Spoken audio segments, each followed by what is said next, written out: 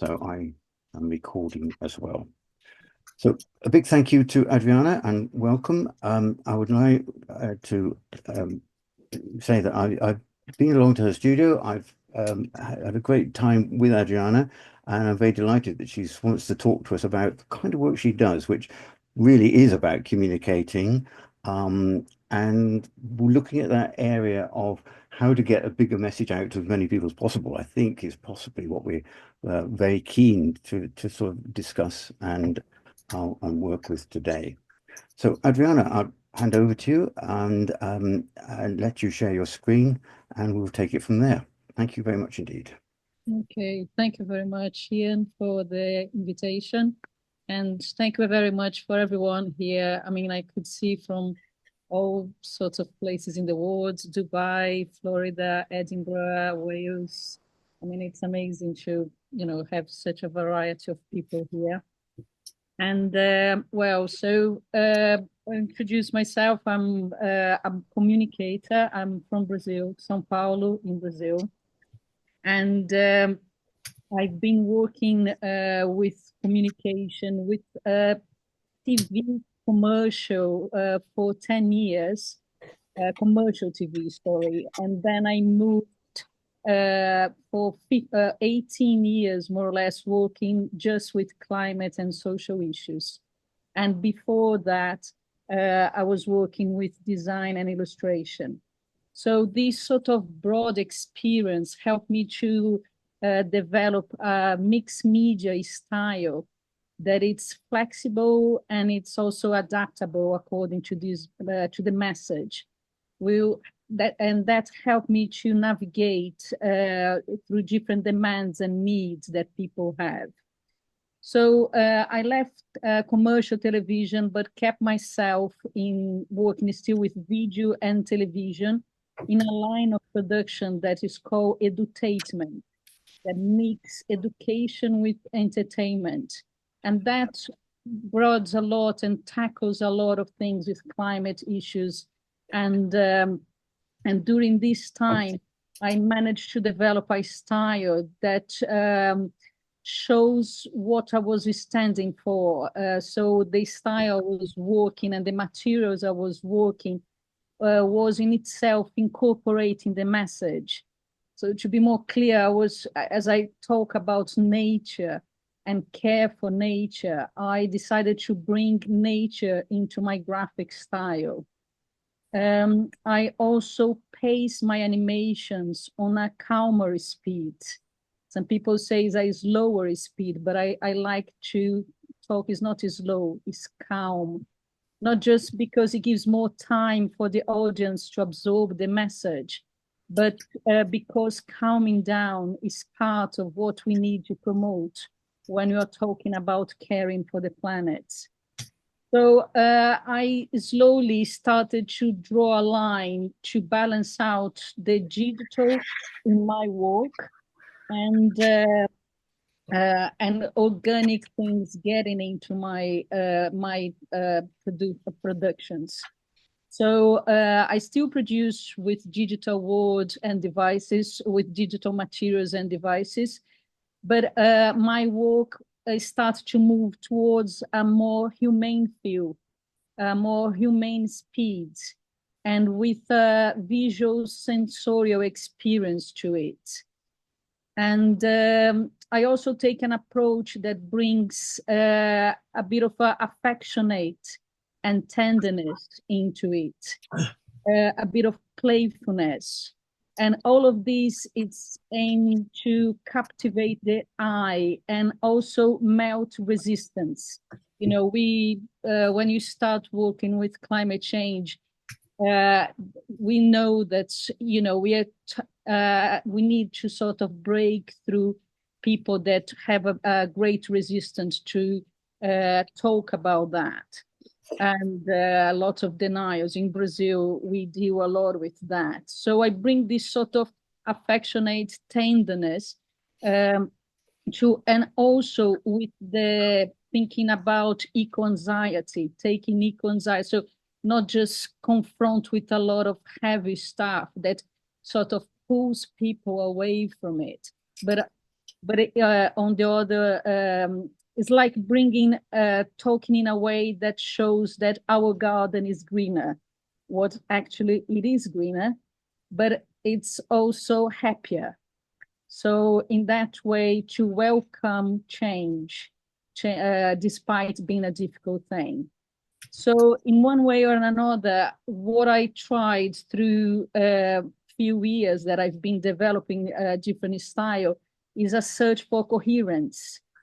And as English people say, it's like walk the walk, not just talk the talk. So, and it's a challenging journey because we are have demands and different inputs from all sides. But I think it's an important commitment to take when we are trying to redefine paradigms. So I'll show you a bit of a show reel that I put together with bring extracts from lots of different projects that I've been working over the past few years. It's not all of them, but they are good enough to sort of show a bit this process and these inputs that I'm bringing to you. So let me just prepare this here. Yeah. Share my screen.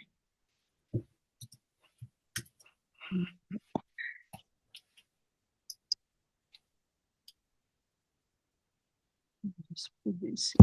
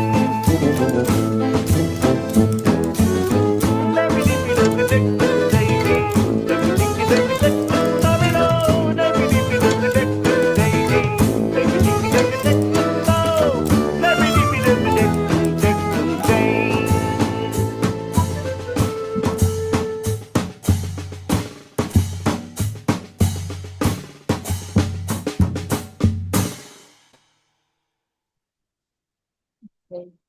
So yeah, so this is a bit of showing just bits and pieces of some work that I've been producing.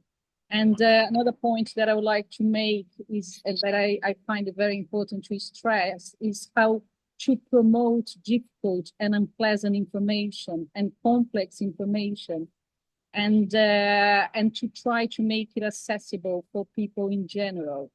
So the way I've been developing this thing, and that is like the challenging thing a lot with science and climate issues, because it's all too much information and too complex. And the way I do this is about picking just the key points and structuring into a narrative that people could follow, creating a lot of analogies and strong graphics.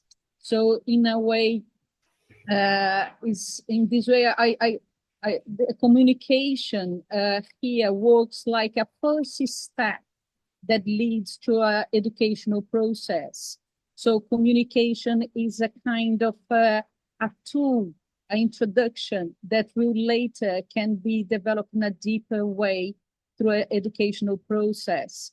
And I would also show some videos that can exemplify it. Let's go from one to another here. So we can sort of show the points.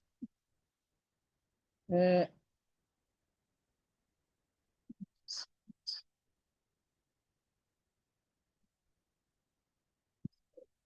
up closing the.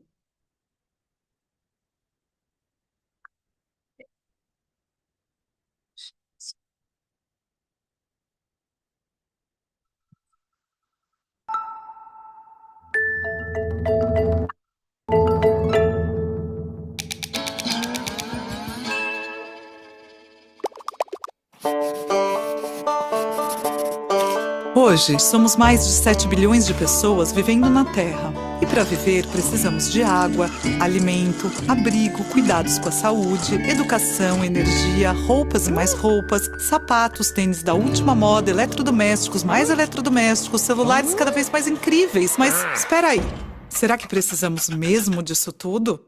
De algumas coisas, sim, mas da forma como vivemos hoje, nos acostumamos a comprar muito mais do que precisamos. Porque o nosso amigo tem um modelo mais bacana, ou porque acreditamos numa propaganda, ou ainda para levantar o astral. Enfim, comprar mais do que precisamos virou um hábito. Passamos a ser chamados de consumidores e vivemos na época da sociedade de consumo. A sociedade de consumo é como uma máquina gigantesca. Para funcionar, usa recursos naturais para produzir coisas para serem consumidas e logo substituídas por outras coisas que, para serem produzidas, precisam de mais recursos naturais.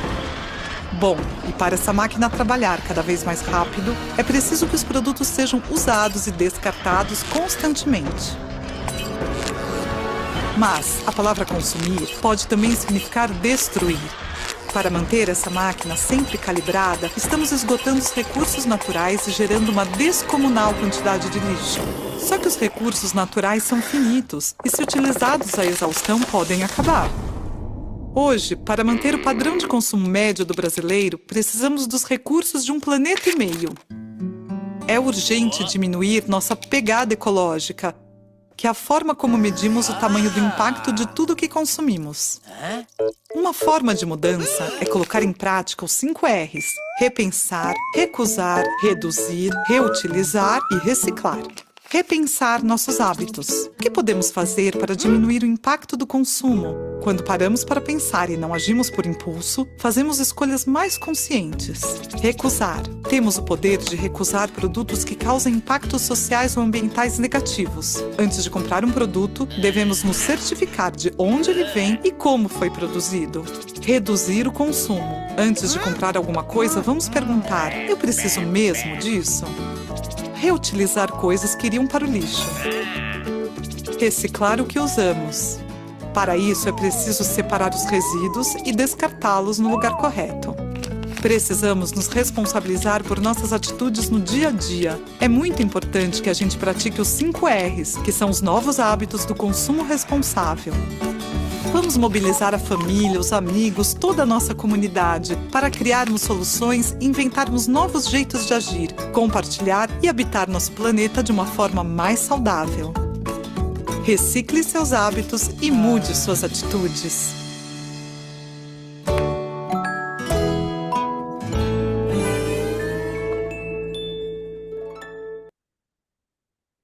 Yeah, so this was done for WWF and for the Brazilian government. And I worked for WWF for 2 years, and we produced two quite broad web series, and it was very interesting. But so in this one, I like because it sort of brings up all of what I mentioned, like this organic feel and a kind of tenderness and I like the fact that despite the fact, and I've tested this before, despite the fact that it's in Portuguese, people can normally follow what is going on. And that is a kind of trying to structure well, breaking through the message with sort of very imagetic ways to address the message. I don't know if I should show one in English. Maybe I'll show one in English just so you can end up closing this. By the time I go back into the page. Like this one I've done for the British for the Bristol University. So this.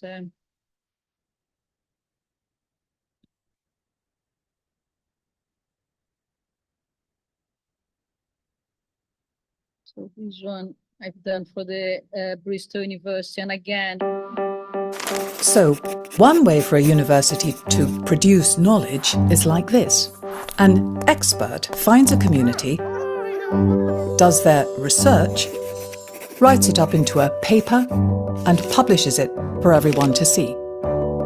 This often gets results, but sometimes the people being researched can feel a bit left out. Either they don't ever get to see what the expert has found out, or they're left feeling the relationship was all take and no give. But there are other ways to go about it, and that's where co-production comes in.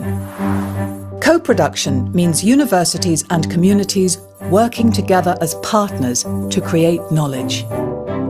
Both partners bring what they know and share it, and everyone learns in the process.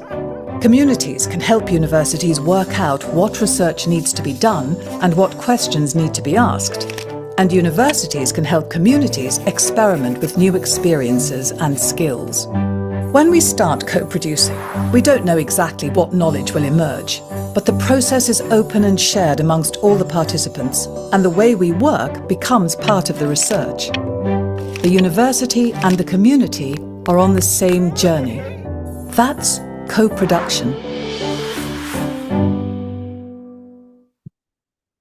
So again, it's a lot of analogy, a lot of playing with the way to address the message, not going straight into it that can cause a sort of resistance, but sort of making it playful enough that people want to feel and watch to the end of it, because that is one of the issues that with so much information nowadays, people just don't look at it. But if there is something that it plays with their eye and their attention, they tend to sort of keep looking at it and absorbing the message, without having to feel they are being confronted by it.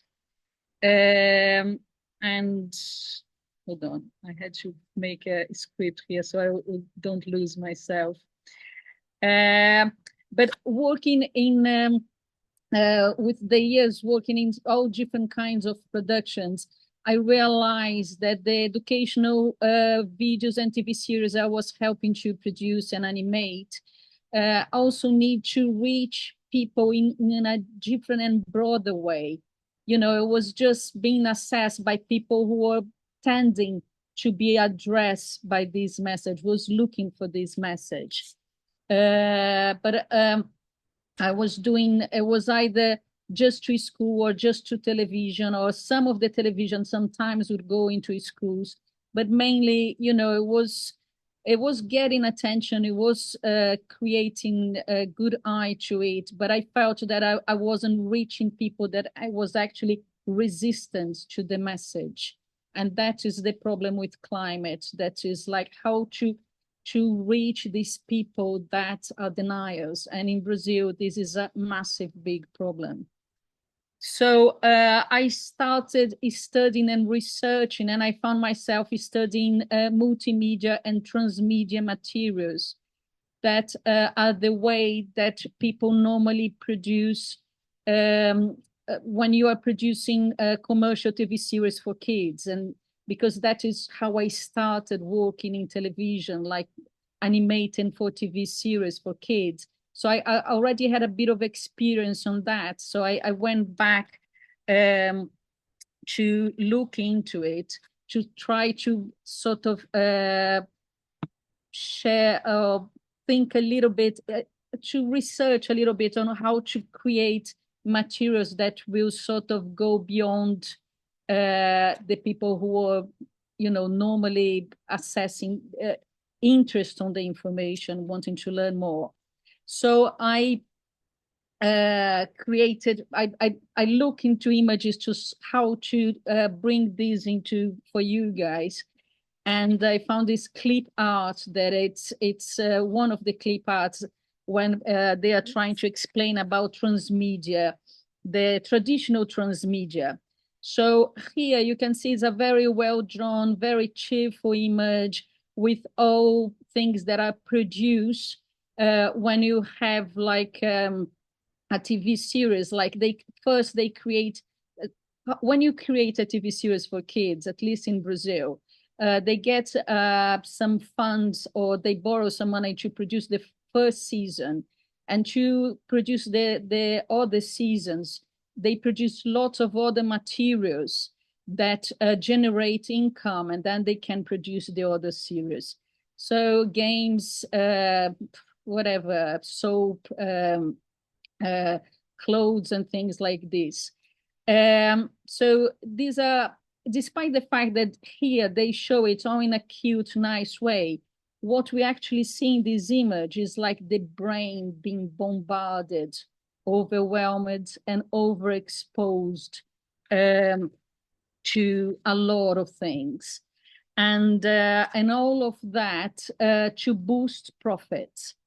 So then I kept researching and I came across social transmedia and transmedia activism, where you still create a sort of materials working together, joining forces in different platforms. But here, what they are looking is to boost change. So this is one of the theories that I found is the one that I found that it's more interesting, explaining about social and activism transmedia. Is looking at this issue in the simplest of terms. Transmedia activism is one of the best ways to have people connect to a cause by exposing them to a variety of media properties over various distribution channels, which opens up avenues for dialogue and provides an audience an educational experience about workable solutions. And then working with the most creative and engaged audience segments to facilitate the creation of their own content that further explains the cause and inspires action around it. So even though it's quite a broad explanation here, but it shows what this is for, is to create, a proactive spirit around a lot of different kinds of products that work together in different platforms, joining forces. So then what I did, I redrew, yes, sorry about my English sometimes, the image that I showed at the start, taking all that overwhelming things and put, less things. That is how social and activism transmedia more or less work.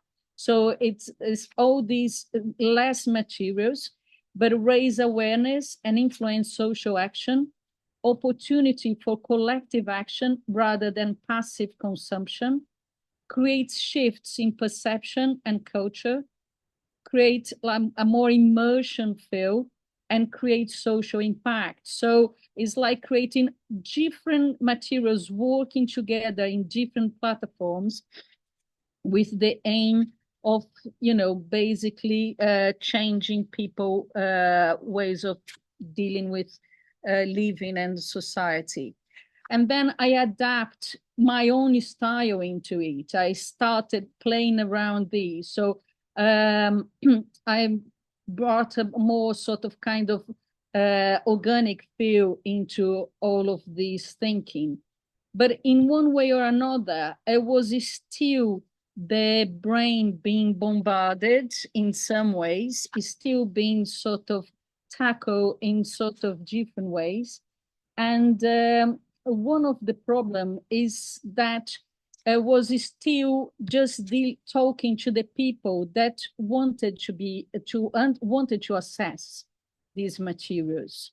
So despite the fact that there is a lot of people working in this kind of transmedia ways and activism way, that they are great, they're very good, and I like them, but they were still just being assessed, that people that were willing to buy and really willing to assess, and it's good because it creates sort of more network between people, but we're still within the bubble of people that wanted to learn more about it.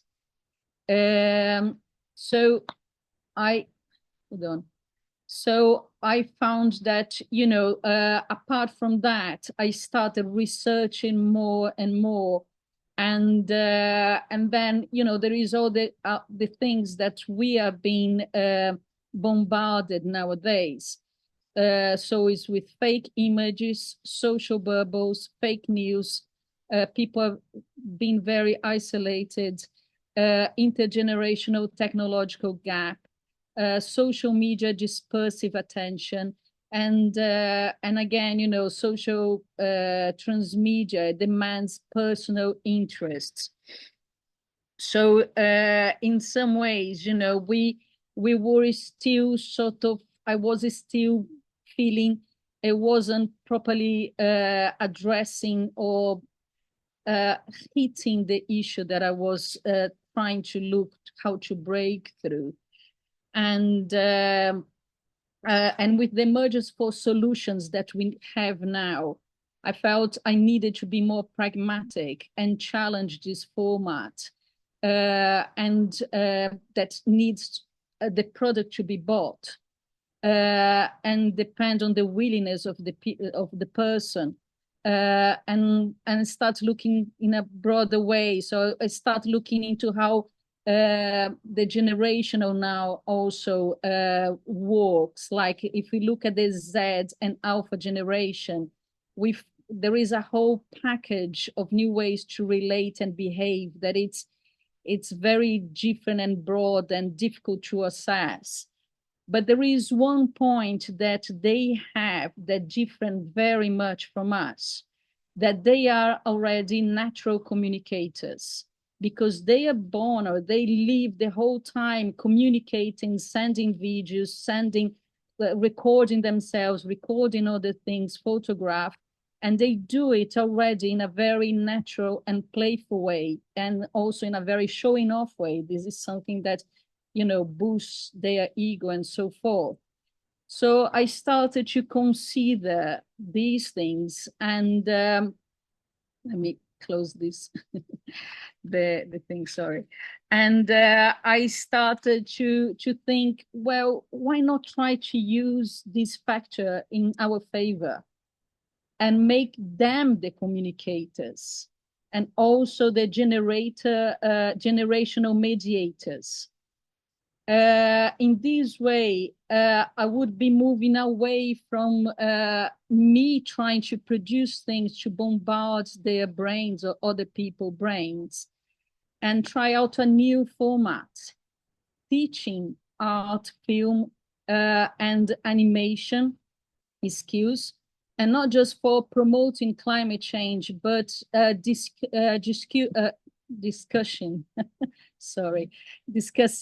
the importance of fact check and critical thinking.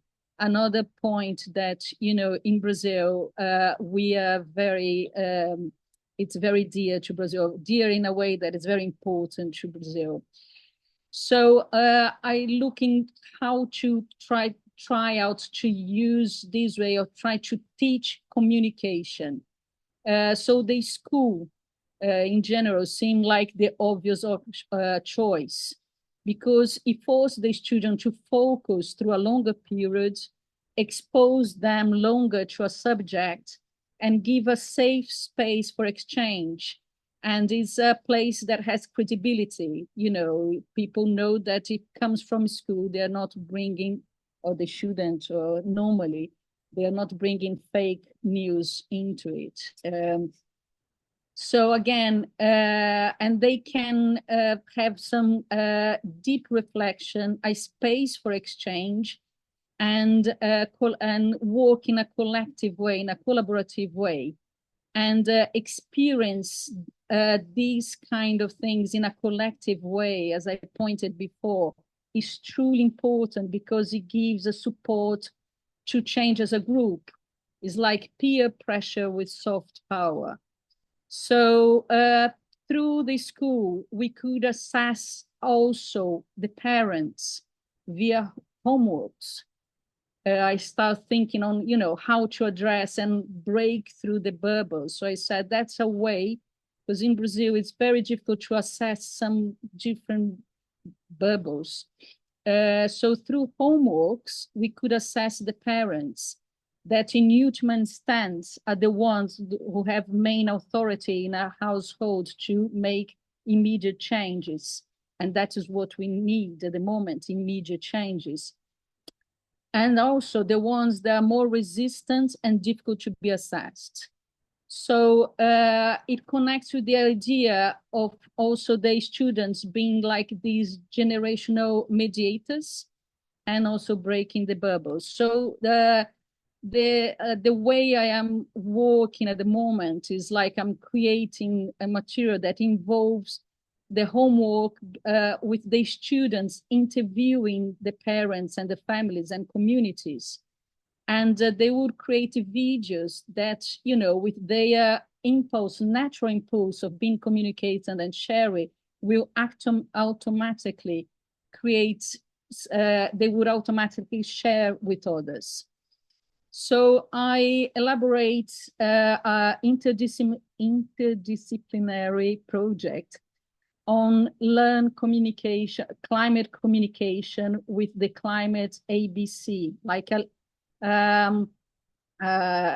literacy climate program that could be used within the curriculum of art, or at after school clubs activities, or at a climate week celebration. And I took this project to Unicamp, this very good university in Brazil. Hold on, let me just put the next image properly here. That's it. So I create this project that has lots of applications and everything, and it's rewired yourself. Oopsie, sorry. And I took to Unicamp. Unicamp is the second main, most important university in South America, and it's a very throbbing, exciting hub for climate thinkers. And they really enjoy this project and my ideas. And I managed to secure a research fund at the university to do this as a research. And then I started, get my papers here. I was gonna, hold on. I was gonna show a little bit about the university because it's an interesting place, and I'm biased, but I think it's important for people to know something that is going on in Brazil. So it's a really throbbing university, and I was moved into this sort of axis or group that is called CPTEM, that is within the university, and gathers around 100 more or less science, and they all discussing about energy transition. So I was explaining to Ian before, not just they study and research about energy transition. Oopsie, hold on. Yeah, sorry. But they are very energetic themselves. They bring a lot of good energy. They work in a very collaborative way, and I am into one of their axes that it's about education and it's here training, qualification of agents for sustainability. So I was moved into this part of the university, working directly with scientists to discuss about best ways to address people. And I love that they have this holistic way where they create the science, but also study ways to share this with society. So I find it's a very interesting approach. And so I create this project, the Rewired Yourself. And let me get my notes here. That is, bring a lot of different ways of looking at rewilding and protecting, but I had to sort of adapt my first idea once I got into Sepeteng, because I needed to now try to promote their studies, their research, that it's the urgency for decarbonization and move people to a more sustainable way, but bringing the spotlight to energy transition and the importance of hydric security. Because in Brazil, most of our energy, like the massive amount of our energy comes from hydroelectrics. And hydroelectric itself also have a lot of issues. But and because they are the biggest research there at the moment is photovoltaic and solar panels. So there is a whole thing that we need to sort of address these to people. And also like with the hydric insecurity also includes lots of issues around agribusiness in Brazil, deforestation, and also the amount of water used by data centers. So communicate these facts that I needed to communicate these facts in a way to, again, open space for further educational afterwards, but also created in a way that could be used both in education, but also in social media.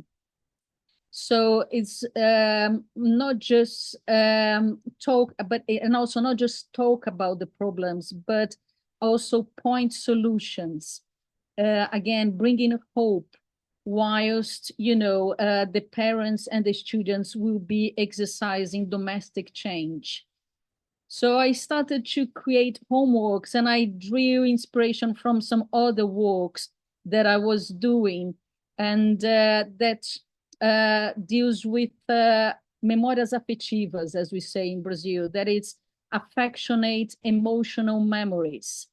Because once you are challenged by your memories, by your family memories, people tend to start to listen more.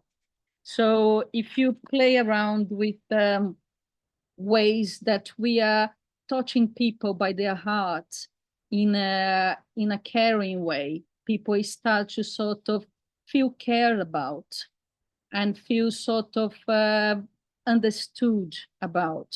So I'll show one video that I've used before, and I'm now sort of adapting the meaning of it. But it's sort of it's for kids. But I've been showing these in all different formats. But I'll try to go back without closing the thing now. It doesn't go. And then you can understand what I'm talking about. And sorry. And this, when I talk to the kids,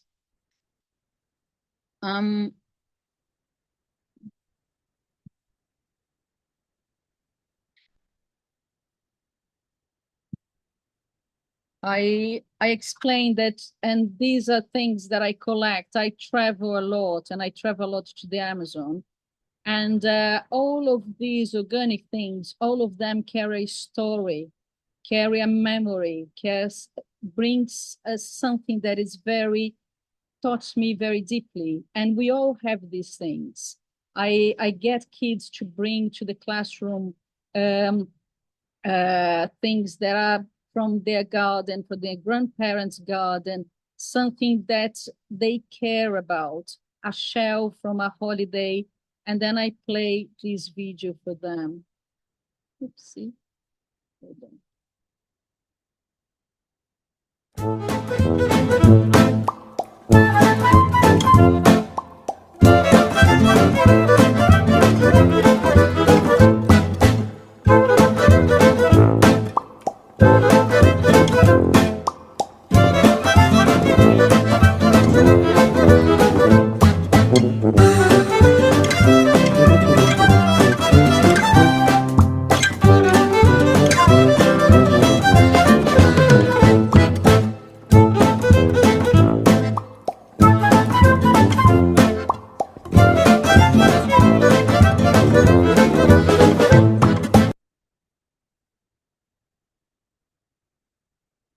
So what I talk to them is, when you carry something like this in your hand and you keep this with you, you start becoming part of that, and that start becoming part of you. And that is how you slowly start sort of looking at nature as being part of nature. And that is precisely the point that I am developing now in this new research with Unicampi, that I will show you, where I'll first share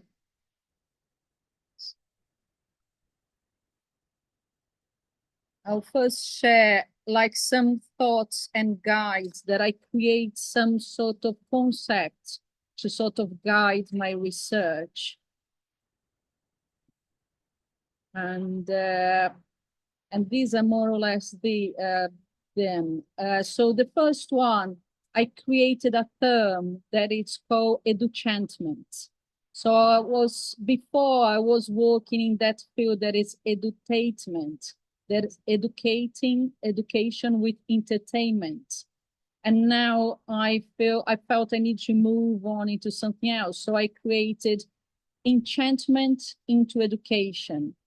And this draws, it's a term that draws inspiration from how the indigenous people live in the forest, because they live in enchantment, active enchantment way within nature, where they are being surrounded by this enchanting place. And this is not me saying this, is like some anthropologist talking about how the indigenous live.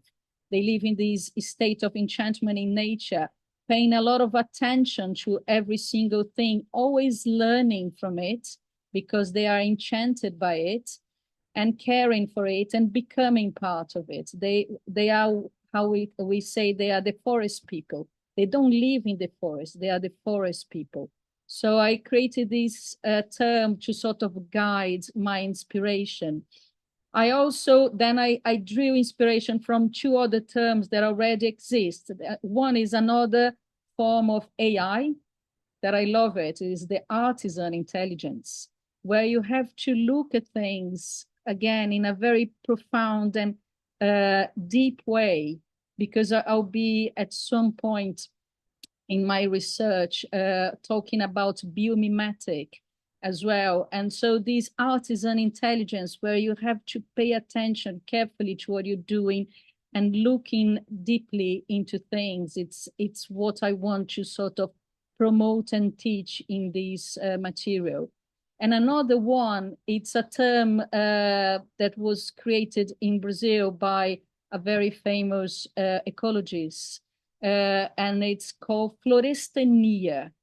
That is like that I try to translate in English. That it's a kind of forestanship.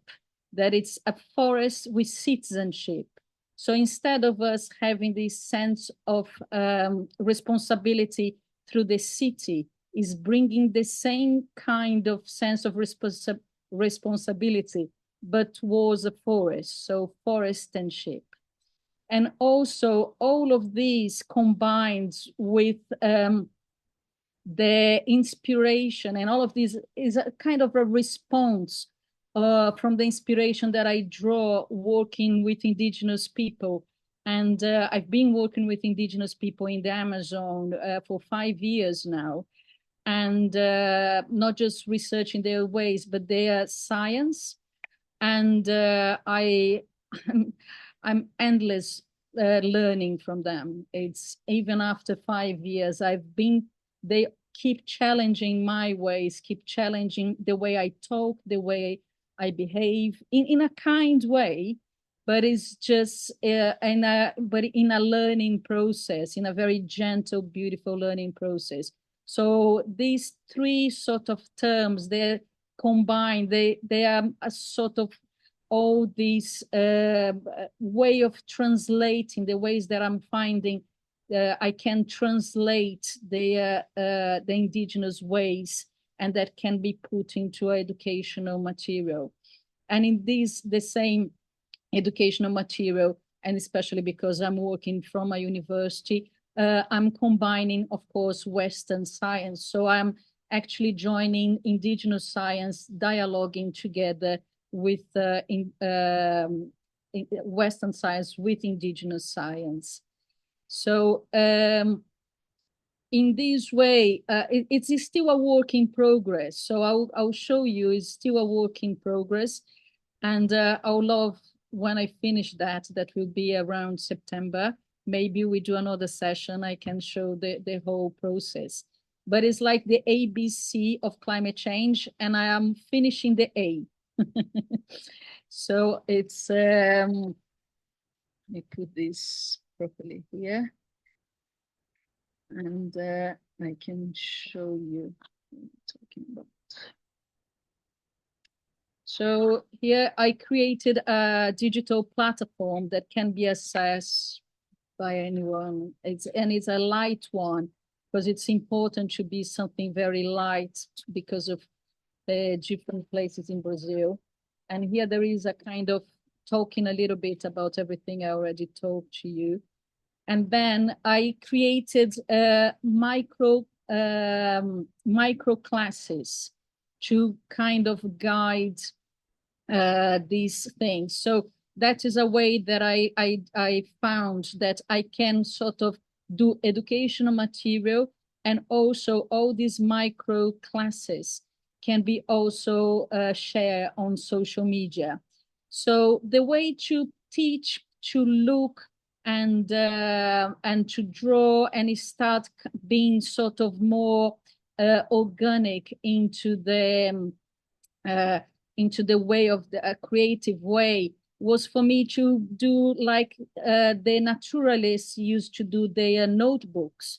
So here I explain how the naturalists work. I start by, who I call the father of naturalists, or at least from my studies and researches, that is Alexander von Humboldt, that traveled to South America, not Brazil. But, he created ways to address information. And I love this image of the Andes, because it's, for me, it's like the father also of infographics, because here he's cutting the forest in, the mountain in different levels and showing all what is there. So it's like teaching kids, you know, how not just to look, but how to communicate. People have been trying to find graphic ways to communicate for a long time. And then talking about, you know, when naturalists started to come across indigenous knowledge, there was a way of they were appropriating their knowledge and never gave a sort of proper acknowledgement of where that came from. And that is what in Brazil we are challenged as well, by bringing indigenous science to its own place.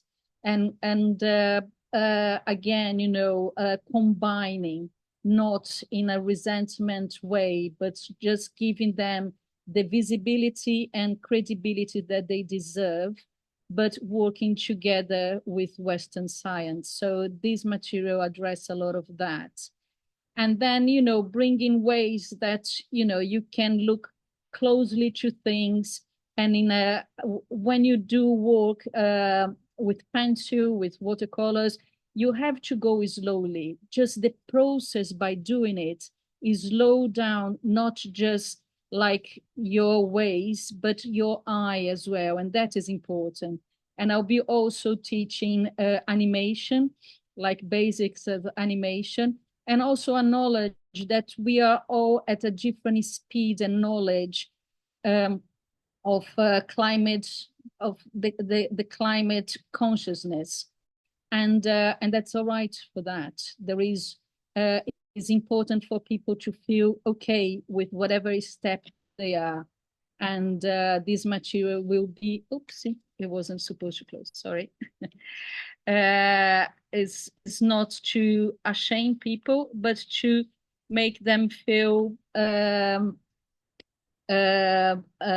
joining into, you know, being happy and excited about that. So then all different class, it goes again, you know, getting people to draw and feel themselves in nature, sense nature in different ways, and look at nature and start recognizing the same things that you see in nature, it's on yourself, and look carefully and profoundly into it and start to understand that, you know, we are made of the same structure. And then, you know, it starts acknowledging, bringing sort of strong images that make people acknowledge that we are nature ourselves. The same way that indigenous see themselves, it's because that's how we are. Then there is exercises. Again, it's about, you know, I bring exercises that work with the left side of the brain that, you know, forces you to look very slowly and very careful, exercising the eye, but exercising being calmer. And then we get into climate change. And then I created a sequence that one, it brings the other. And it's good that for the A, like climate change starts with A in Portuguese. So I start from the very beginning. And that's why I decided to put in ABC, because I managed to find a sequence that it really works. So it shows, and in each of micro classes works in, this is with cutouts, so sort of get students to work with different materials as well. So it shows, you know, the whole sequence about climate change, about the green grass, green houses, the emission of carbon, how it works, and, you know, and how it reflects. And then, you know, that we are producing too much carbon and methane. And then it goes to the next one that is about trees. And trees actually love carbon. They adore carbon because they absorb it and create, absorb carbon, and they create, liberate is the, I don't know if it's the best word, but oxygen. So trees are fantastic. They are wonderful. They, with the carbon, they produce biomass. They produce their wood that is stay inside the trees. And each kilogram of tree stores around 1.665 kilograms of carbon from the atmosphere. And a median tree absorbs around 20 kilos of carbon through a year. But, and that is addressed specifically problems in Brazil, when, not specifically, it's everywhere, but it's a massive thing because of the Amazon in Brazil and needs to really be well addressed, well understood. When you cut a tree, it liberates the carbon that it's been accumulated in its trunk. Of course, here I created an image that it's sort of playing a poetical way, but it's sort of, that is the idea. It needs to people understand that the trees absorb the carbon, and when it's cut, it liberates. Also, a forest, when it's either cut, so a forest when it's either cut or burned, liberates all the carbon that it's been absorbed. So this is really looking into the Amazon with a very, very strong eye. So even though Brazil doesn't emit as much fossil fuels in the same way that here, for example, but with the amount of fires and deforestation, together with some other emissions, it makes us like the 6th biggest carbon emitter in the world. So we produce much, much less fossil fuels than you guys do here. But with the fires and deforestation in Brazil, the Amazon end up being a massive, big producer of carbon nowadays. But bringing hope, in compensation, a tree growing, it absorbs up to 2 times more carbon than an adult tree when it's growing, because it's absorbing all to create the biomass. So reforestation can be a great solution for climate issues, but it needs to be, of course, associated with a reduction of climate emissions. And then I go into water, tree and water, because a tree not just absorbs water, but produces water by the evapotranspiration. So depending on its size, an adult tree it evaporates up to 1,000 liters of vapor of water per day in a climate in a tropical climate, I'm sorry. And in one day, this same tree, this one tree, cools the weather equals as like 3 air conditioners. And this is also a massive big thing in Brazil.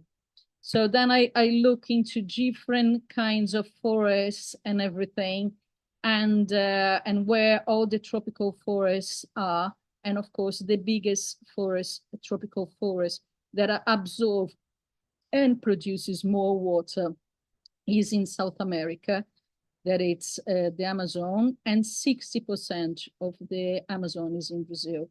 Just so people connect with the importance in Brazil that we have, because we are having lots of problems with deniers in Brazil. So saying that the Amazon transpires around 20 billion of tons of vapor of water per day, 20 billion tons of vapor of water per day. So it transpires, I hope it's the right word, more water. It has more water through the air than by the river Amazon, that is the biggest river in volume of water in the world. So just to put into perspective, the river Amazon brings around 17 trillion of water per day. like it runs 70 trillion of water per day, but the vapors of water that forms the flying rivers carries around 20 trillion of water per day.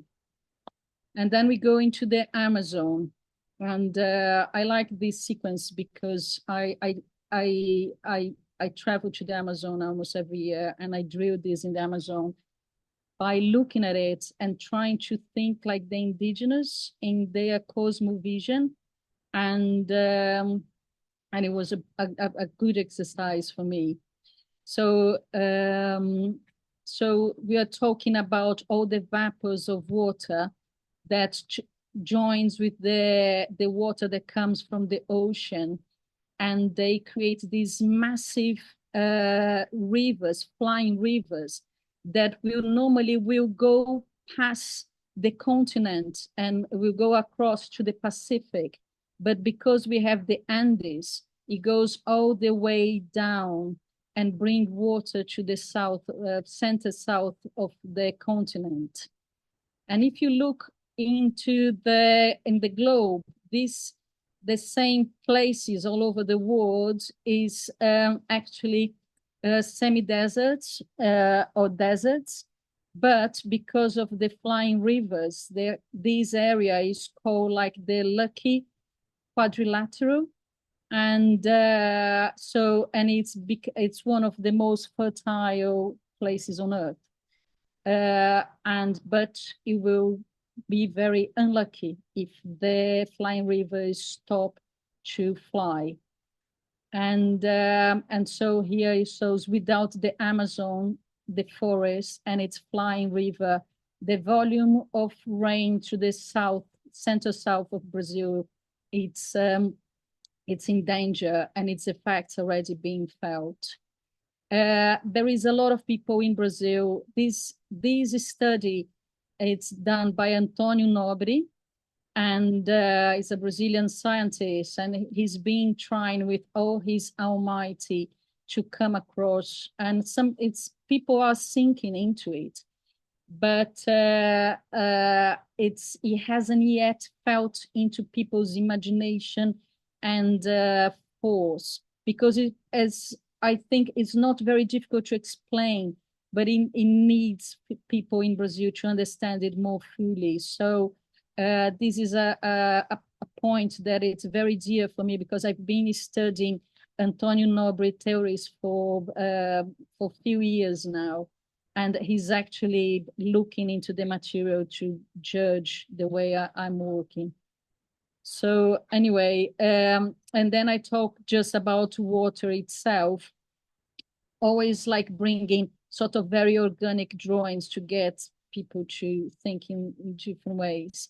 So we're saying that the regime of waters, it's really changing all over the world, and it's like a kettle that, boils the temperature around 100 degrees. But if we increase the water, the effects inside the kettle would be much, much bigger. So what we are seeing is like all the effects, like either shortage of amounts of it, of floods and everything, as everything it's more acute.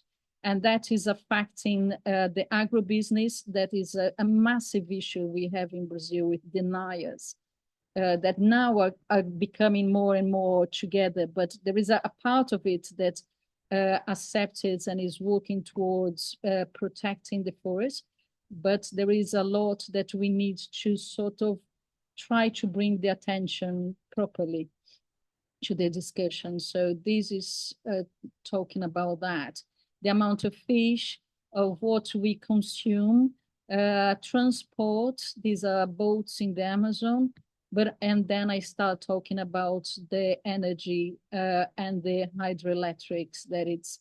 So I create all this narrative that comes from different places to, at the end, talk about the hydroelectric. So it sort of creates a story, a narrative, a sort of a science narrative that gets people to, at the end, understand. And then I'm now working on an agroecology piece that is still in production, and with another scientist from Unicamp. And then the conclusion is for us to sort of measure the problems and look in different angles. So we're looking in a vertical way nowadays. That is like a lot of emissions of gases, and we are shrinking the resources. And we are just keep on going in this way, and all of this brings like this hydric insecurity, because that is the focus I need to bring up because of Sepetén for the Unicamp. But we can sort of move the way we think in a more lateral way, and we can try to we should, or we must give ourselves a chance and think in a different way of protecting more the resources, reduce the emissions, and move towards water security, hydric security. But we do understand that going from one perspective to another, it brings insecurity and emptiness. And it has this big gap. And what we need a lot is inspiration. And I suggest we get inspiration from nature, because that's the ones we need to protect anyway.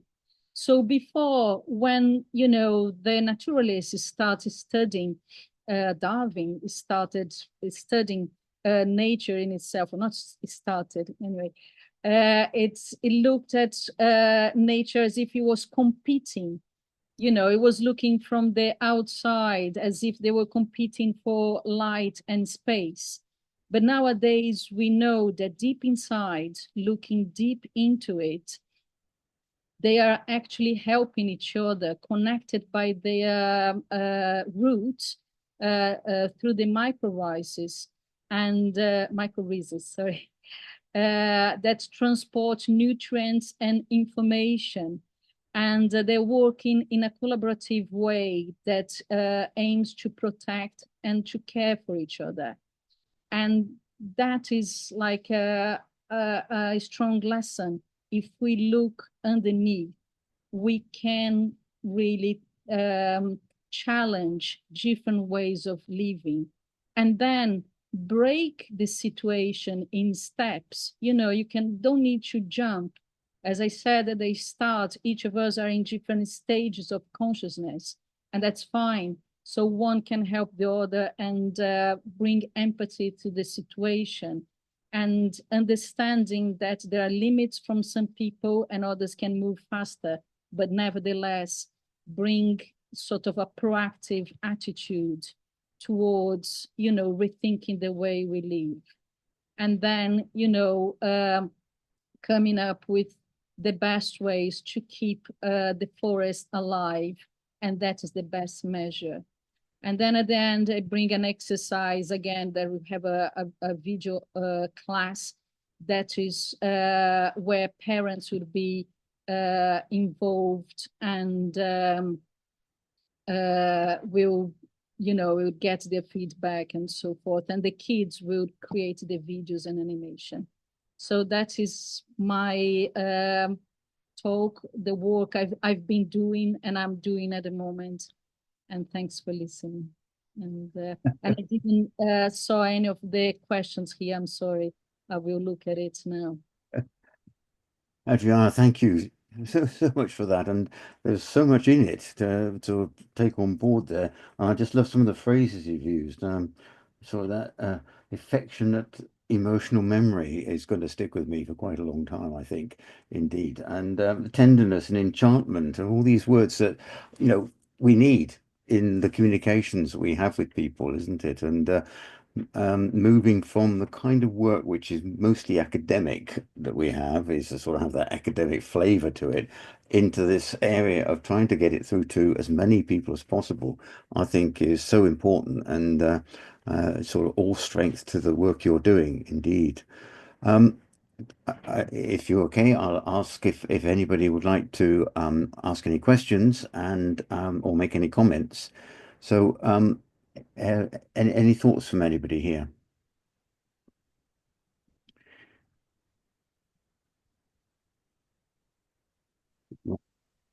Uh, Richard, Richard E. Yeah, Oh, hi.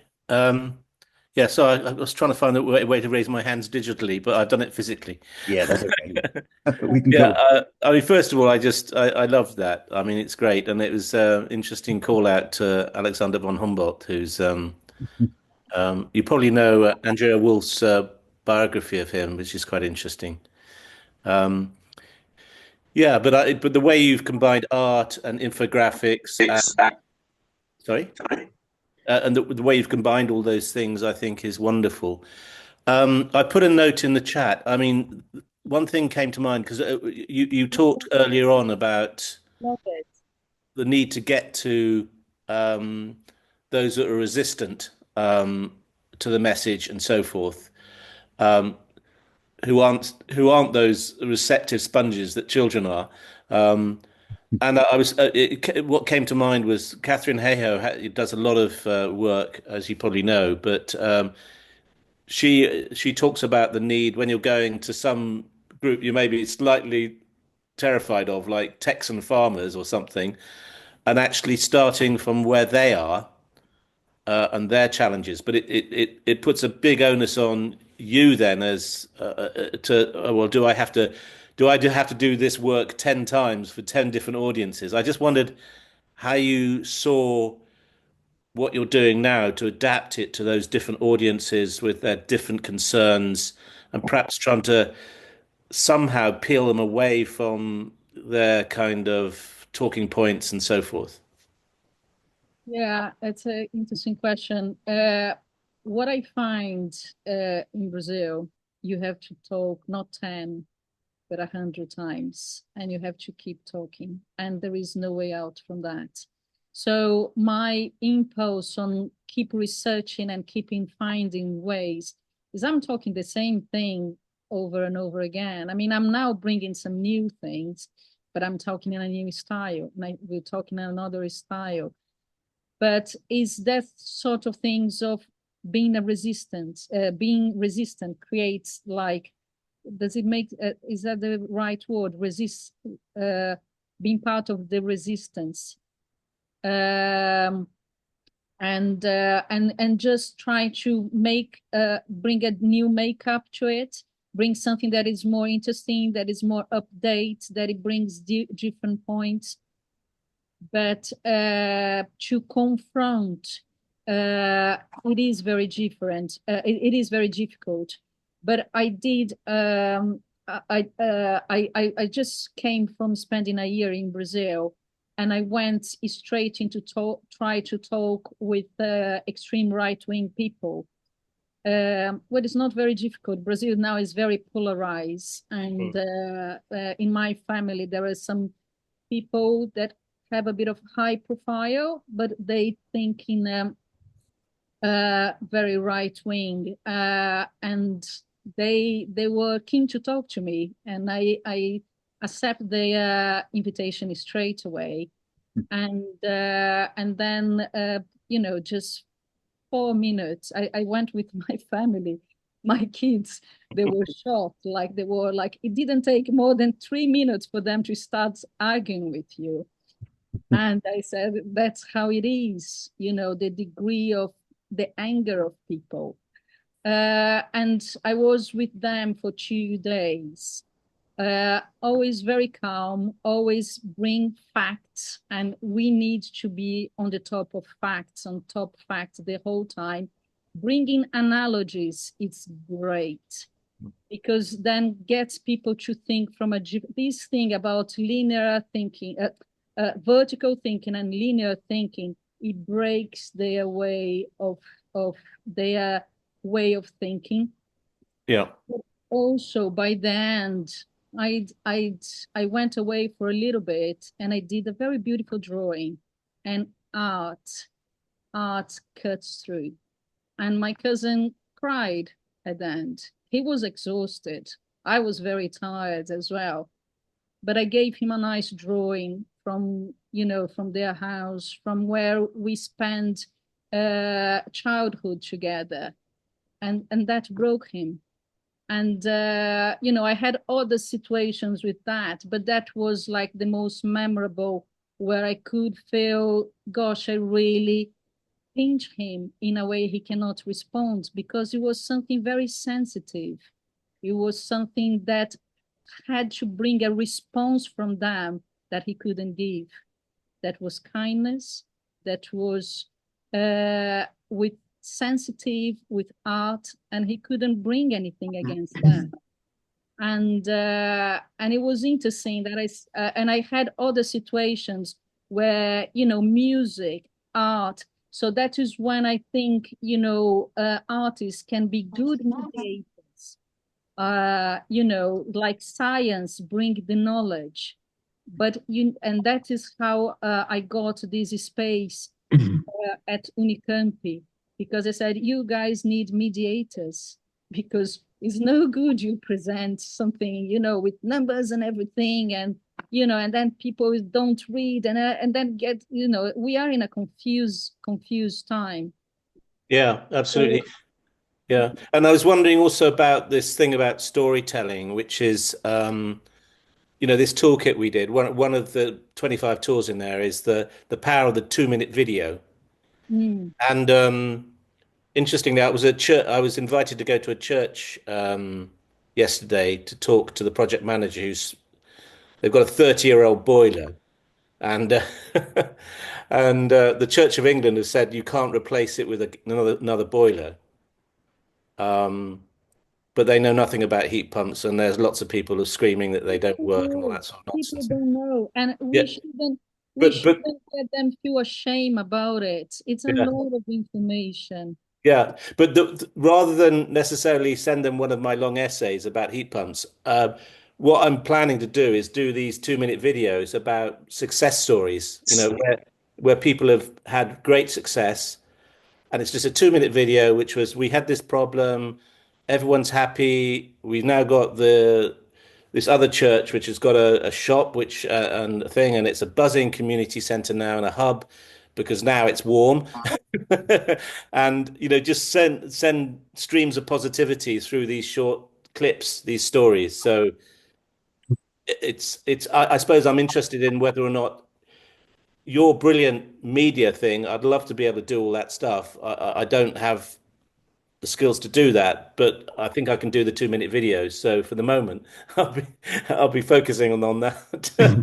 Fine. Yeah, yeah, No, but yeah, we all have our different talents, isn't it? I mean, I try my best on the sort of research, and I love researching, but I cannot do the science, even though I love working with science people, because it's but I'm sort of, I like to, and I love working with other people.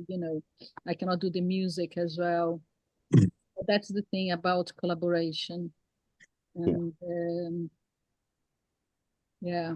I thought your little bit about co-production of in research is fantastic and should be up front with in research departments in universities.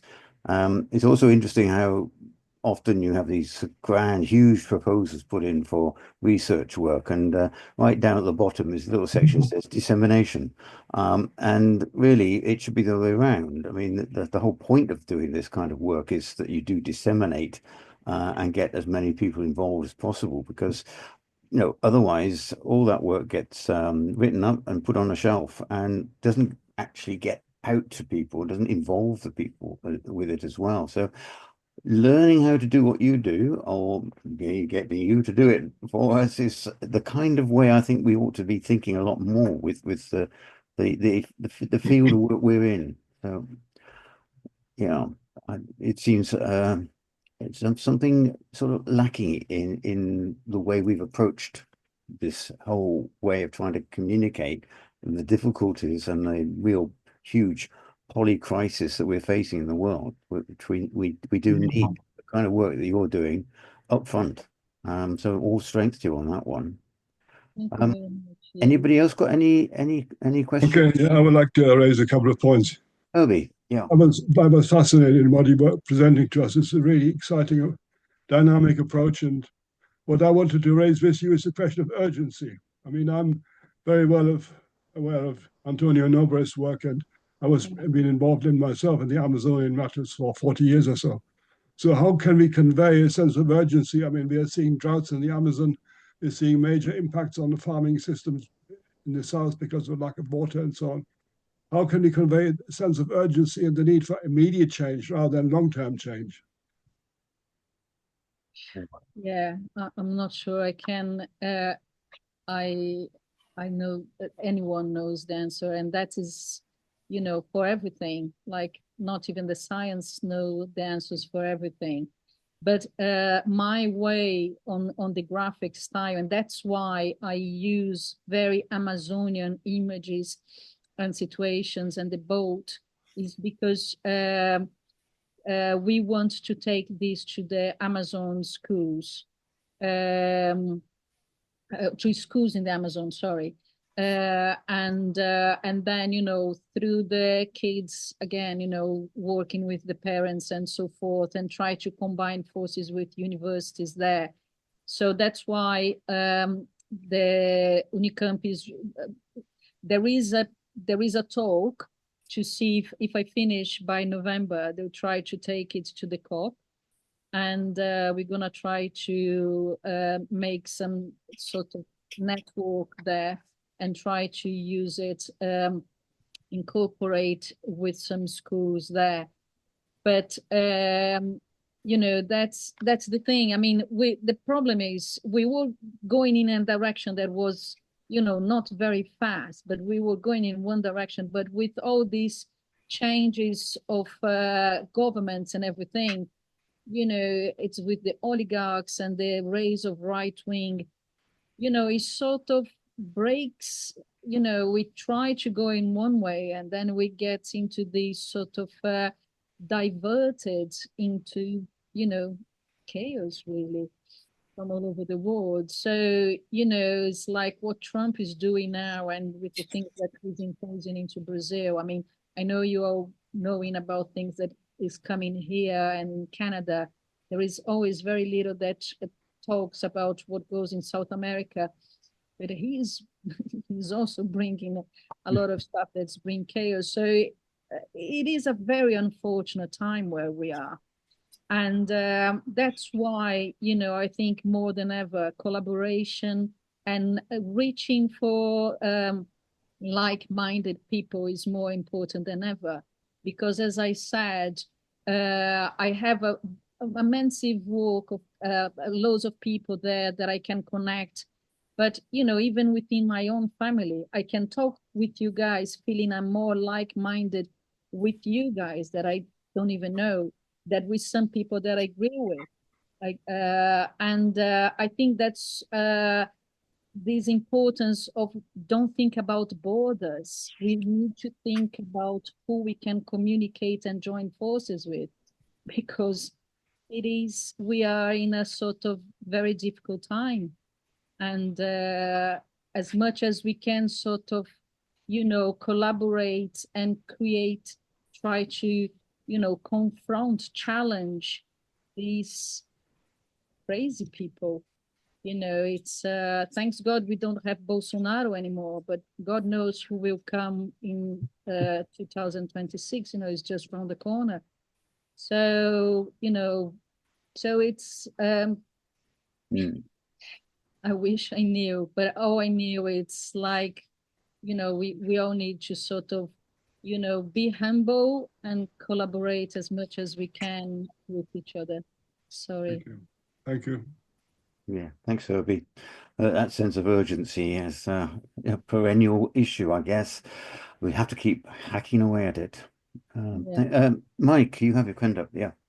Hello, it's lovely to hear of your work, and has a particular resonance for me because I went to the Tapajos in 1965 and I traveled all the way by river to Cuiabá.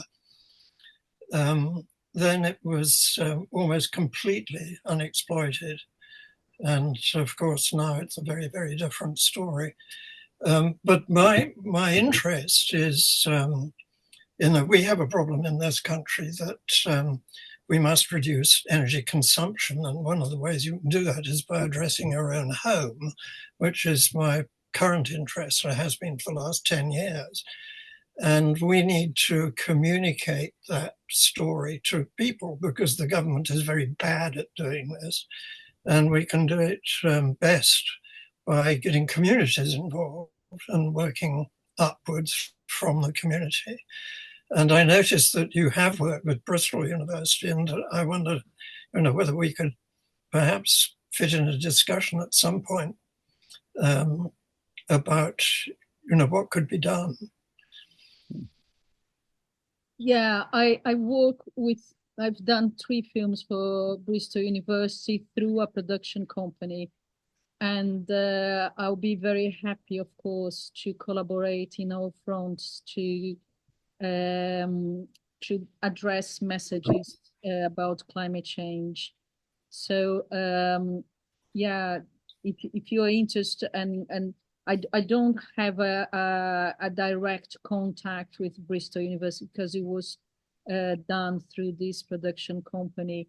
But I'll be more than happy to talk with people that would be interested on my work to promote idea about energy efficiency, because through the university in Brazil, I'm gathering a lot of information about that. But of course, in a different way that you people will have here.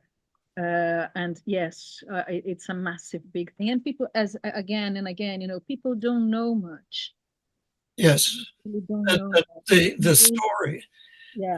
The story from our perspective is starting to do something about climate change begins at home. Yeah. Exactly. Yeah, that's why I'm addressing a lot into this thing about homeworks. Yes. That it's I know it's a little bit of a very, very odd story, but it's so that you have to listen it with a bit of an open heart. But when I brought the project to Unicamp, I was received by this educator that is this really top academic there. And she said, oh, I love this idea, and you testing this idea of homeworks, and it does really work. It's been tested before, how to, through homework, start banging about an idea and changing people's mind. I said, really? And she said, yeah, Hitler's done that. It was like the most sort of odd compliment that I had. I was like, oh, well, it did work. But of course, so it's this thing about, I know it's a bit horrible. It sounds like, I find it very odd to share this, but nevertheless, it is a way that, is like this thing of, thinking is more, thinking through your home, addressing a global thing, but it starts applying from home. And then you start sort of getting... And interestingly, your homework begins with work on your home. Yeah. Yes, Yeah. exactly. Yeah, exactly. Lovely. Thank you for the questions there. Adriana, I guess you and I need to meet up again soon to talk about what we can do together, which is absolutely great. And it's wonderful that you've made contact with us. Julian's had to go off, but he's actually put in the chat how delighted he was, and he'll be in touch soon with you as well. So that's brilliant. I'm looking forward to a great association with the Institute with you, and welcome as a fellow. So that's really good news there. Okay, everybody. Well, thank you all for turning up, and a big thank you and applause to Adriana for. Thank you very much. I strongly appreciate the invitation. Thank you so much for everyone to be part. Thanks, Adriana. Thank you. Very much. All strength. Yeah, and it would be lovely to meet you all in person at some point. Yes. Yes. Indeed. Yeah. Brilliant. Yeah. Thanks, everybody. Take care and see you all soon. Yeah. Thank you, Ian. Bye. Ian, Bye-bye. if you could, yeah, send me there is a way to copy the chat.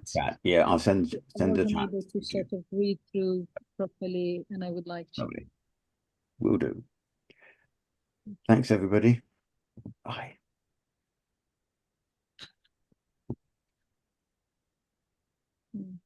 Good, good. Thank you, Adriana. Thank you very much. Yes. That was very good. A very good group. Yes, oh, they're an interesting bunch. Yeah, and I think there's some people who would be very keen to see what they can do with you. And yeah, if there's anything you can, any cuttings from the work that you feel you could pass to us, and we can stick up on the website and use, that'd be great. But any sort of way that we can present and promote your work. Oh, thank you, Ian. Yes, Yeah, I can send you a link. Yeah, definitely. Yeah, and I really appreciate being accepted as a fellow and the invitation for the workshop. Delighted. Yeah. It's really glad to. I'm really glad. Right. All right, I'll leave now. Thank you so much, Ian. We shall speak soon then. Indeed. Yeah. Bye-bye. Bye bye. Bye bye, everyone. Nobody.